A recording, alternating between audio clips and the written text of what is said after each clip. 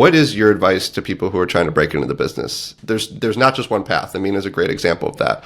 But also, somebody who's just sitting there writing for Bloomberg right now might not be on NFL Live in 10 years either. So like through that, I'm fascinated by your perspective on it.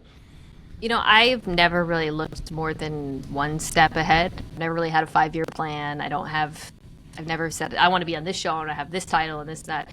I've always just really taken whatever opportunities I've gotten at the time super seriously.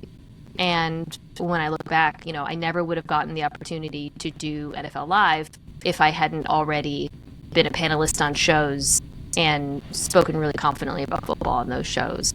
I never been a panelist on those shows if I wasn't podcasting and doing Bill's show and really taking those seriously with the prep. I wouldn't have been on those shows if I hadn't done that sports radio show on Sunday mornings, which I would show up with just an ungodly amount of fantasy football prep and use like tiny fraction of it.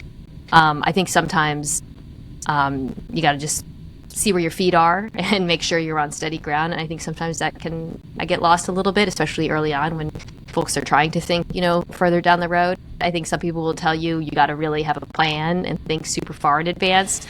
But my personal belief is that can get in the way of actually doing a good job at the thing that you're doing in the moment. And I believe most of my opportunities have flowed from one has led to another. None of this would have happened if I hadn't done the thing I did before and worked really hard at it.